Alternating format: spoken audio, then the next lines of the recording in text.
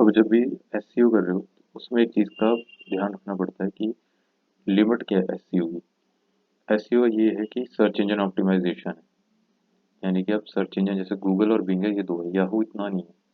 Yahoo पे एक तरह से एडवर्टीजमेंट ज़्यादा आपको दिखेंगे एड्स की तरह। ना उसका कोई एल्गोरिदम्स है ना कुछ है। मेन फोकस में सबसे पहले गूगल आ रहा है, फिर बिंग आ रहा है। इनके ऊपर रैंक होना वेबसाइट का जरूरी, पर एसईओ की एक लिमिट होती है। अब जैसे कि पहली बात तो ये है कि जब भी एसईओ करेंगे हम किसी भी वेबसाइट का, तो एसईओ की जो लिमिट हमेशा पता होनी चाहिए। जैसे मेटा टाइटल जो है 50 से 60 कैरेक्टर्स होना चाहिए, उससे ज़्यादा नहीं। जो मेटा डिस्क्रिप्शन है वो 150 से 160 कैरेक्टर्स होनी चाहिए।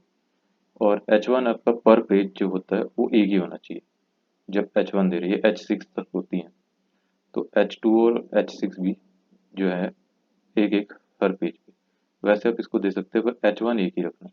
और कोशिश करो कि H2 भी एक ही रखा जाए। वैसे उसको अगर फोकस कीवर्ड और मेन प्राइम कीवर्ड्स हैं तो उनको रखे जा सकते हैं।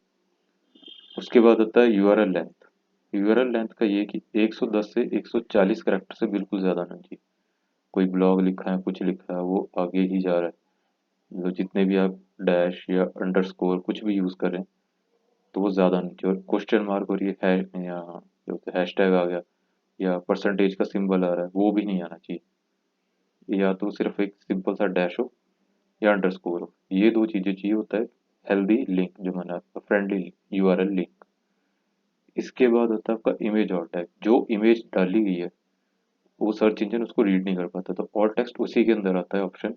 और उसकी भी जो मतलब कि ताकि सर्च इंजन उसको भी जब इमेज में कोई जाए तो उसको शो हो जाए कीवर्ड के अकॉर्डिंग, या जो भी आपका बिजनेस है, जो आपकी इमेज क्या डिस्क्राइब करी। तो वो भी 125 कैरेक्टर से ज़्यादा नहीं होना चाहिए। उसके बाद होता है इमेज साइज आपका 100 केबी से ज़्यादा नहीं। अगर उसका साइज बढ़ रहा है तो उसको कम करो, और हो सके तो 100 केबी या उससे कम ही रखना है, उससे ज़्यादा नहीं।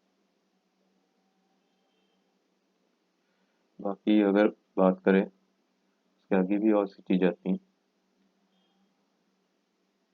जैसे कि जो है ये इमेज साइज हो गया। उसके बाद आता है कीवर्ड डेंसिटी। ये आपका 1 या 2% से ज़्यादा नहीं होनी चाहिए। अगर मतलब कि कोई आपने कंटेंट लिखा है तो आप किस चीज़ के ऊपर लिख रहे हो। सपोज इंटीरियर डिज़ाइन के ऊपर लिखा है, या फिर कोई बेस्ट होटल है, या कोई भी बेकरी है, तो उसका जो है आपके पैराग्राफ में, एक पैराग्राफ यानी कि मैंने जैसे 300 या 500 वर्ड का मैंने लिखा है, तो उसके अंदर वो चीज़ 10 बार आ रही कीवर्ड अलग अलग वे में, कि ये टॉप के होटल्स हैं और ये बेस्ट होटल्स हैं। ये मतलब स्पेसिफिक कीवर्ड मैंने डाल दिया, तो वो जो 10 है तो 1 या 2% है, ज़्यादा से ज़्यादा 3% है। तो ये 3% से ना होके हम इसको 2% तक ही रखें। तो कोशिश यही करनी कि 500 वर्ड्स का जो आपने लिखा है उसमें कीवर्ड आपका 7 या 8 बार आ जाए, या 5 बार आ जाए। दूसरी चीज़ आती है आपकी जो है ये लोडिंग स्पीड। हाँ, इसका भी एक ध्यान रखना है। अगर वेबसाइट 2 या 3 सेकंड के अंदर लोड होनी चाहिए, चाहे आप अमेजोन खोलो, फेसबुक, देखा होगा कितनी जल्दी खुल जाती है। और कोई आप मीशो चाहे ले लो, कुछ इंडियन साइट्स भी हम ले सकते हैं इसमें, तो ये बहुत जल्दी ओपन हो जाती है। पर अगर आपकी साइट ने 5 सेकंड से ज़्यादा लगा दी तो यूज़र इतनी देर नहीं वेट करेगा, उसका बाउंस रेट बहुत ज़्यादा बढ़ेगा। और सर्च इंजन की जो एल्गोरिदम्स है उनको ये सिग्नल जाएगा कि भाई इसके ऊपर कोई चीज़ है ही नहीं। मैं आया हूँ आईफोन देखने के लिए, और उसके साथ देख रहा हूँ मैं चार्जर है कि नहीं। आईफोन की हर चीज़ पता लगी, पर चार्जर था कि नहीं, तो मैंने एक फ़ोटो में देख के पता लगा लिया, और उसके बाद जो है स्पेसिफिकेशन मैंने काफ़ी जल्दी देख ली, मैं वापस बैक हो गया। तो ये चीज़ है कि अगर यूज़र को रोकना है तो आपको वो क्या सर्च करके आया वो दिखाना भी बहुत ज़रूरी है। तो कंटेंट का भी आपको समझ आ गया। उसके बाद आपका आ जाता है कंटेंट के बाद एक जो है रोबोट टीएक्सटी फाइल। ये 500 केबी से ज़्यादा नहीं होनी चाहिए।